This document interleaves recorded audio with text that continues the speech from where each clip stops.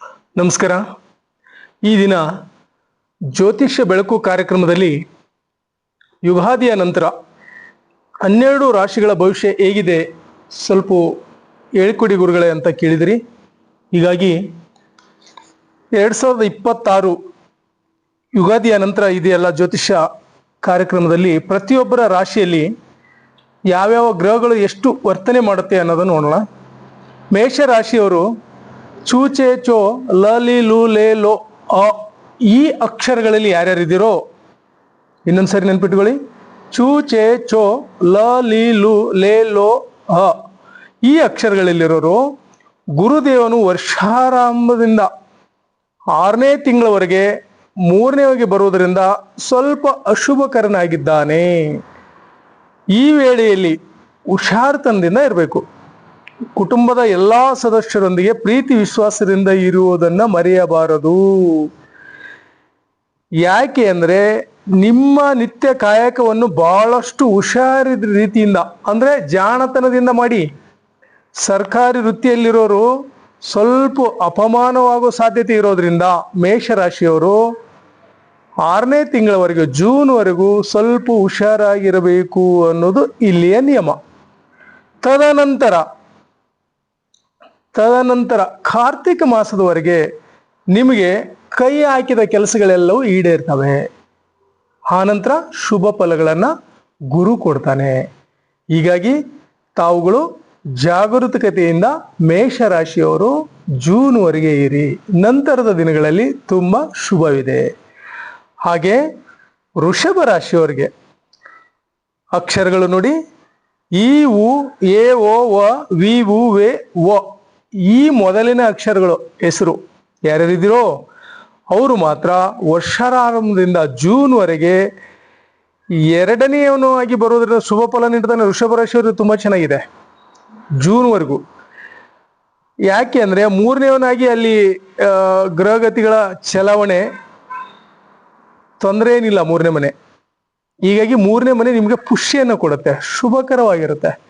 ಹೀಗಾಗಿ ನೀವು ಜೂನ್ವರೆಗೂ ತುಂಬಾ ಚೆನ್ನಾಗಿದೆ.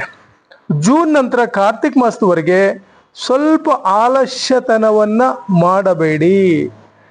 ಯಾಕೆ ಅಂದ್ರೆ ಅಲ್ಲಿ ನಿಮ್ಮ ಕಾಯಕದಲ್ಲಿ ತೊಂದರೆ ಆಗೋ ಸಾಧ್ಯತೆ ಇದೆ. ಹೀಗಾಗಿ ಸ್ವಲ್ಪ ಆಕ್ಟಿವ್ ಆಗಿರಿ, ಪಾಸಿಟಿವ್ನೆಸ್ ಕ್ರಿಯೇಟ್ ಮಾಡ್ಕೊಳ್ಳಿ, ತುಂಬಾ ಒಳ್ಳೆಯದಾಗುತ್ತೆ. ಹಾಗೆ ಮಿಥುನ ರಾಶಿಯವರು ಜನ್ಮನಾಮ ನೋಡಿ ಕ ಕಿ ಕು ಘ ಛ ಕೋ ಕೋ ಹ ಈ ಮೊದಲಿನ ಅಕ್ಷರಗಳು ಯಾರ್ಯಾರಿದೆಯೋ ಅವರು ಮಿಥುನ ರಾಶಿಯವರು. ಇಲ್ಲಿ ಗುರು ವರ್ಷದಿಂದ ಜೂನ್ವರೆಗೆ 1ನೇದಾಗಿ ಬರುವುದರಿಂದ ಅಲ್ಲಿ ಸ್ವಲ್ಪ ಮೀಡಿಯಂ ಇದೆ ಇವರಿಗೆ. ಯಾಕೆ ಅಂದ್ರೆ 2ನೇದಾಗಿ ಬಂದಾಗ ಶುಭ ಫಲ ಇರುತ್ತೆ. ಜೂನ್ ನಂತರ ತುಂಬಾ ಚೆನ್ನಾಗಿದೆ. ಜೂನ್ವರೆಗೂ ಸ್ವಲ್ಪ ಮಿಶ್ರಣ ಇರುತ್ತೆ ಅವರಿಗೆ, ಲಾಭನೂ ಅಷ್ಟೇ ನಷ್ಟನೂ ಅಷ್ಟೇ. ಹೀಗಾಗಿ ಬ್ಯಾಲೆನ್ಸ್ ಮಾಡಿ, ಯಾವುದನ್ನ ಖರ್ಚನ್ನ ಹೆಚ್ಚು ಮಾಡಬೇಡಿ, ಮಿತವ್ಯಯಿಯಾಗಿ ಬಾಳಿ. ಮತ್ತೆ ಇನ್ನೊಂದು ಲೋನ್ ತೆಗೆದುಕೊಳ್ಳೋ ಸಾಧ್ಯತೆ ಹೆಚ್ಚಿರುತ್ತೆ. ಇಲ್ಲಿ ನಿಮಗೆ ಬ್ಯಾಂಕ್ಗಳು ಕೊಟ್ಬಿಡ್ತಾರೆ ಕಡಿಮೆ ಬಡ್ಡಿ ಅಂತ, ಆ ಥರಕ್ಕೆ ಕೈ ಹಾಕಬೇಡಿ. ಯಾವುದಕ್ಕೂ ಕೈ ಹಾಕ್ಬೇಕಂದ್ರೆ ನೀವು ಒಂದು ಅಸೆಟ್ ತಗೋತಾ ಇದ್ದೀನಿ ಅಂದ್ರೆ, ಒಂದು ಭೂಮಿ ಖರೀದಿ ಮಾಡ್ತಾ ಇದ್ದೀನಿ, ಪ್ಲಾಟ್ ಖರೀದಿ ಮಾಡ್ತಾ ಇದ್ದೀನಿ ಅಂದ್ರೆ ನೀವು ಲೋನ್ಗೆ ಹೋಗಿ.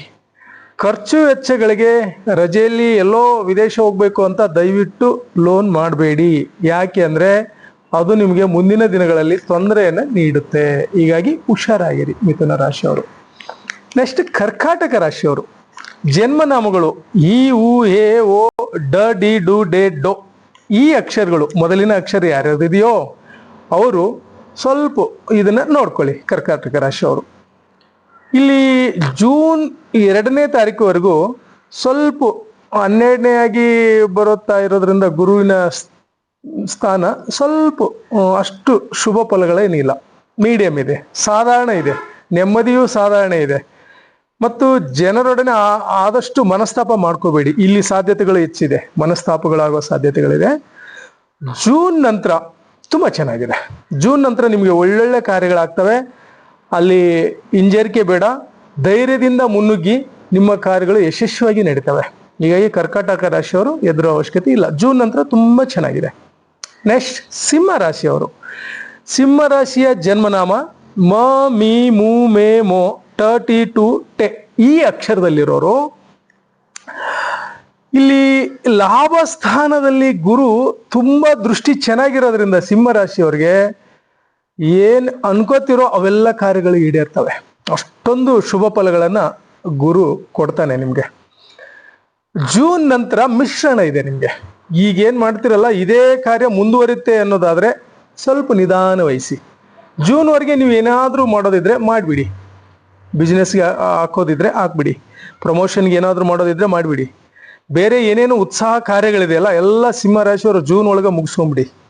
ಜೂನ್ ನಂತರ ನಿಧಾನವಾಗಿ ನ್ಯೂಟ್ರಲ್ ಆಗಿ ಅಲ್ಲಿ ಈಗಿರೋ ಅರ್ಜೆಂಟ್ ಏನೇನು ಮಾಡಿದಿರಲ್ಲ ಅಷ್ಟೊಂದು ಸ್ಟ್ರಾಂಗ್ನೆಸ್ ಆಗಿ ಹೋಗ್ಬೇಡಿ, ನಿಧಾನವಾಗಿ ಹೋಗಿ.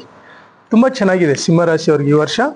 So good. ಸಿಂಹ ರಾಶಿಯವರು ತುಂಬ ಪಾಸಿಟಿವ್ ಆಗಿ ಎನರ್ಜಿ, ಎಸ್ಪೆಷಲಿ ಗಾಡ್ ರೈಸ್ ಅಂತೀವಲ್ಲ, ಸೂರ್ಯದೇವನಿಗೆ ಸ್ವಲ್ಪ ಪ್ರಾರ್ಥನೆಯನ್ನು ಮಾಡ್ಕೊಳ್ಳಿ. ತುಂಬ ವರ್ಷ ಪೂರ್ತಿ ತುಂಬ ಚೆನ್ನಾಗಿದೆ ಸಿಂಹ ರಾಶಿಯವರಿಗೆ. ನೆಕ್ಸ್ಟ್ ಕನ್ಯಾ ರಾಶಿಯವರು ಮೊದಲಿನ ಅಕ್ಷರ ಟೋ ಪ ಪಿ ಪು ಶ ಣ ಟ ಪೆ ಪೊ. ಈ ಮೊದಲಿನ ಅಕ್ಷರಗಳು ಯಾರ್ಯಾರಿದೆಯೋ ಅವರು ಕನ್ಯಾ ರಾಶಿಯವರು. ಈ ರಾಶಿಯವರಿಗೆ 10ನೇವನಾಗಿ ಗುರು ಇರೋದ್ರಿಂದ ಸಂಪೂರ್ಣವಾಗಿ ತುಂಬಾ ಚೆನ್ನಾಗಿದೆ. ಉದ್ಯೋಗ ಸ್ಥಾನದಲ್ಲಿ 10ನೇ ಮನೆ ಗುರು ದೃಷ್ಟಿ ಇರೋದ್ರಿಂದ ನಿಮ್ಮ ಉದ್ಯೋಗದಲ್ಲಿ ಬಡ್ತಿ ಸಿಗುತ್ತೆ. ಮತ್ತು ನೀವು ಕೆಲವೊಂದು ಬ್ಯಾಕ್ ಉಳಿಸಿರ್ತಿರಲ್ಲ, ಕೆಲವು ಕಾರ್ಯಗಳನ್ನ ಮಾಡೋಣ ಅಂತ, ಅದು ಈಡೇರೋ ಸಮಯ ಬಂದಿದೆ. ಕನ್ಯಾ ರಾಶಿಯವರಿಗೆ ಈಗ ಸಂಪೂರ್ಣವಾಗಿ ಅದ್ಭುತವಾದ ಕೆಲಸಗಳು ನಡೆಯೋ ಸಾಧ್ಯತೆ ಹೆಚ್ಚಿದೆ. ಮದುವೆ ಯೋಗ ಇಲ್ದವ್ರಿಗೆ ಮದುವೆ ಆಗುತ್ತೆ ನೋಡಿ. 10ನೇ ಮನೆಯಲ್ಲಿ ತುಂಬಾ ಚೆನ್ನಾಗಿರೋ ಗ್ರಹಗಳು ನಿಮ್ಮ ಜಾತಕದಲ್ಲಿ ಕೂತಿದ್ರೆ, ಗುರು ದೃಷ್ಟಿ ಇದ್ದಾಗ ಉದ್ಯೋಗ, ಮದುವೆ ಮತ್ತು ವ್ಯವಹಾರಗಳು ತುಂಬಾ ಚೆನ್ನಾಗಿ ನಡೀತವೆ. ನೆಕ್ಸ್ಟ್ ಮಕ್ಕಳ